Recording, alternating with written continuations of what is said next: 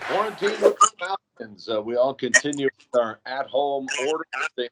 We try to stay in shape while we're doing it. At least Jake Roy does. He's the director of strength and conditioning for BGSU Athletics. Jake, how you doing? I'm doing wonderful. Enjoying this beautiful sunny day. Been able to actually get up, had morning yoga already. So I'm rocking and rolling, my brother. Yeah, well, let's talk about how it works for the athletes because, regular Joes like me, they talk about maybe go out and take a walk with the dog, stay active. But for high-level athletes, it's much more specialized. And let's first of all deal with frustration. I got to imagine a lot of the guys are frustrated that they can't get out there they do, right? Oh, absolutely. And I think a lot of the frustration is the excitement of some teams returning back to the weight room as season ends, as well as other teams starting spring season, as well as getting rolling into some of our bulk of our training when it comes to that point. Is so there's a lot of excitement about the ability to get after it and really break down the training. But the other part too is I think everybody here I would say this is across the board, just in the society part of what's going on now, are learning to deal with situations we've never dealt with before. And I'm very, very proud of my staff. I'm very, very proud of my assistants jumping on this. And we've had to learn new pieces of technology and ways to train people that we haven't had to before. So what's nice about this is the customization for some teams as well as athletes dealing with different types of training, because some people don't have fully equipped gyms like we're used to. Some people don't have any equipment at all, or we're dealing with mismatch of one person has a 15-pound dumbbell, but two 5-pound dumbbells and half a kettlebell.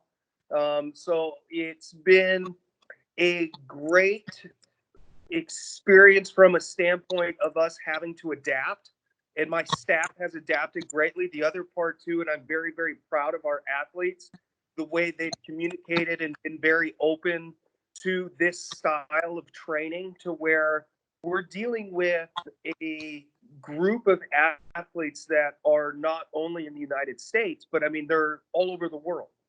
So being able to have technology and be able to use FaceTime to be able to communicate with our athletes in Europe or Japan, some in Australia, it's been great from that standpoint because we've been able to adjust and adapt things.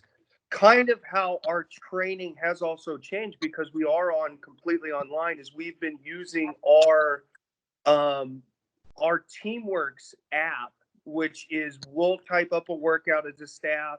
We do monthly workouts, we do weekly workouts, we do daily workouts, and in that we include several types of conditioning, sprint work, agility work, as well as the various forms of training from body weight to dumbbell med balls, all the way up to barbell workouts. And we've been posting that through our athletics Teamworks app, and we get it out to our athletes through email and different stuff. And then for the personalization piece, we'll directly talk with athletes about what we need to do and get them the information we need.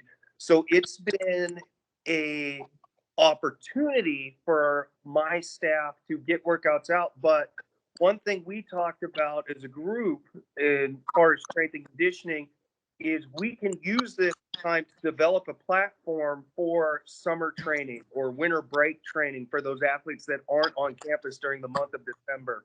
So when athletes aren't able to get here in the summer to train, is that we can use this model that we're using right now in order to keep training going from that. So the frustration is more learning how to use technology. It's pretty crazy. I never realized how much a cell phone can actually do. I mean, I remember my first cell phone was a Nokia Chirp. And so it was pretty crazy. Like, I'd be in class and my dad would chirp me and you'd hear the beep, beep. And it'd be like, Dad, I'm taking a test. You can't talk to me. So, but now with cell phones being able, I mean, it's a mini computer in your hand, has really changed how strength and conditioning works. And I think anything that we get out of this is my staff has really been like, all right, you know what?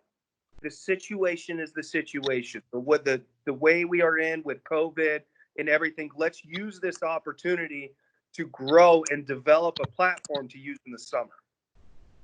Jake, what about guys, athletes that are really stuck in their home with not much equipment? Have you been able to go to some of the old school stuff, lifting stuff that's around your house, like maybe a spare tire or something? I mean, how much improvisation is going on? We've got kids lifting cinder blocks. We've got people lifting laundry detergent. We've got some people like picking up broomsticks and putting things on those. You'd be surprised how creative people can get. People lifting younger brothers and sisters. It's pretty shocking some of the things we can do. But again, I think the beauty in this and kind of why I smile so much is our athletes are very creative, and the things that they're able to make heavy is pretty impressive. I got a hockey player using paint buckets that are full because his dad does some construction stuff, so he's using paint buckets to lift and do kettlebell swings with. It's pretty entertaining, and I'm just waiting for one of the lids not to be tight and to get a picture going. You were right. So, but it's been, our kids have really taken this to the next level. We have some very creative athletes. We have some very intelligent athletes to where they're able to really make it fun. You'd be surprised some of the pictures of what I get from people using different things to do that, from pets to everything. That's great. Jake, what would you say is the hardest part of for athletes to replicate with being stuck at home? Is it the vascular side, the strength side, the flexibility side? What's the difficult thing to keep up with now?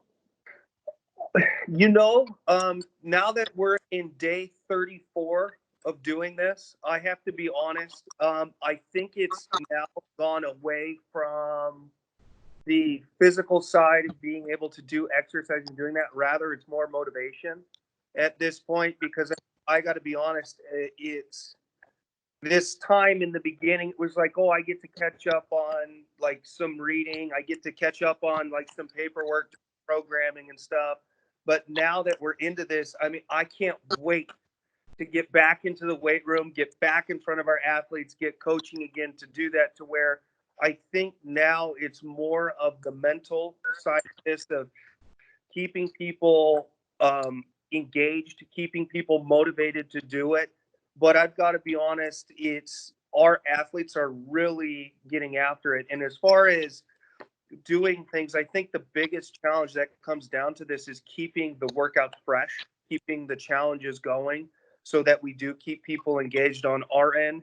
For our athletes, they've been very good about communicating with issues that they may have or run into to do that. So I'm very proud of them on that point. But I mean, overall, I think now it's just the time of, all right, I'm tired of being inside. I'm tired of doing that. We've got athletes that are able to get out and run and do that. But as far as working on things such as sprint mechanics, as well as doing different agility and reaction stuff, it's everybody's speeding to get back. Jake, unfortunately, we're out of time. I was going to ask you about your barbering habits, but I can see we don't have time to get into all that too detailed. Jake, thanks for you and your staff keeping up with the BGSU athletes, and to keep good work, but hopefully not for longer. Thanks for being with us. Thank you so much. I really appreciate it. And everybody stay healthy, stay well. And one more thing, I'd like to really thank people for being on the front line. My wife is working in the COVID ICU of Indianapolis, and I'm very proud of her, very thankful. I'm very thankful for everybody that's going out and working there. And I just want to mention that this is very serious, and in time, we will all get back. We will all do what we need to do, and go Falcons. That's right. Thanks, Jake. See you later. Bye.